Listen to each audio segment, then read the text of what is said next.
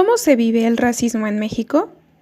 México cierra los ojos ante el racismo, pero siempre ha estado ahí. Un velo de discriminación se extiende desde los rincones más públicos hasta los más íntimos y lo cubre todo.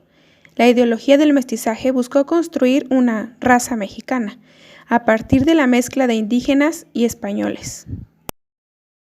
Recién desde la década de 1990 se reflexionó sobre el racismo, mientras emergían ciertos discursos sobre la multiculturalidad y la impugnación del mestizaje como proyecto nacional.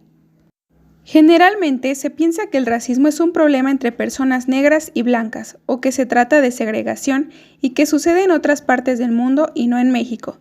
Sin embargo, el racismo ocurre entre menos güeritas y más morenitas, entre diferentes y normales, entre citadinos y pueblerinos, entre indios, nacos, fuereños, prietos y la gente de razón. En la calle, en el trabajo, en la familia, en el hospital, en la tienda, en la escuela y más.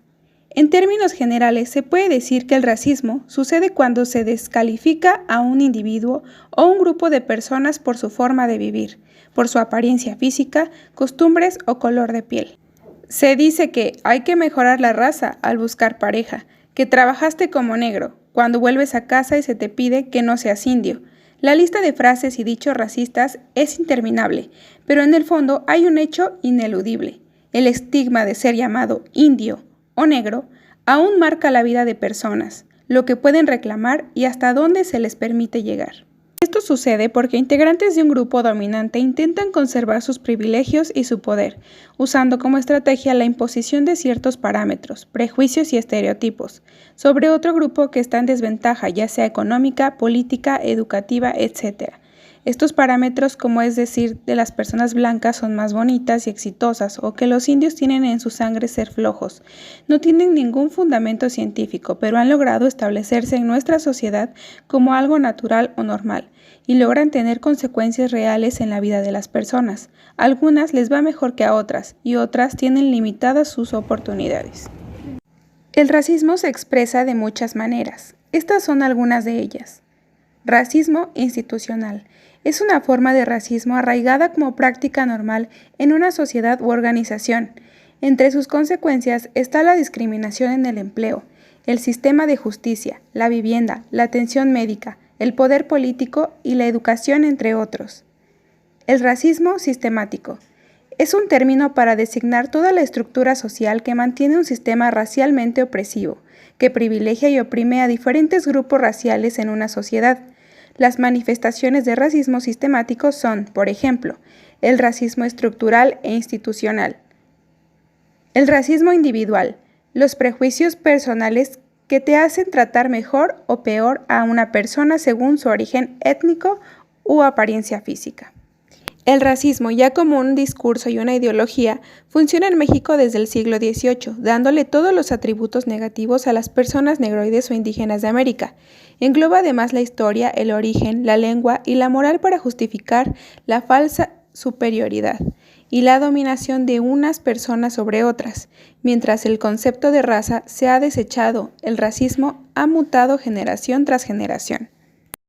Consecuencias del racismo en México. Sistemáticas, que más del 80% de la población indígena vive en pobreza. Institucional, poca atención al cumplimiento de los derechos indígenas, además de que el Estado mexicano no reconoce legalmente la existencia de población negra en México. Personal, autoestima, disminución de oportunidades, maltrato, violencia, estigmación, etc.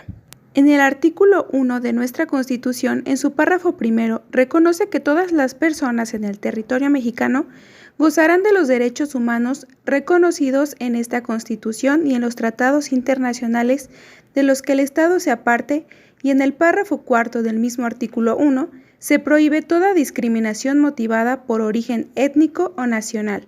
Además, existe la ley federal para prevenir y eliminar la discriminación. El racismo limita la democracia, restringe el ejercicio en condiciones de igualdad de los derechos humanos, perpetúa la pobreza al negar oportunidades a las personas y está anuando a nuevas formas de esclavitud como la trata de personas y la explotación laboral infantil. Hoy estamos observando hasta qué punto el ingreso jurídico de México en la era de la multiculturalidad no ha logrado derrumbar el sólido edificio identitario mestizante nacional.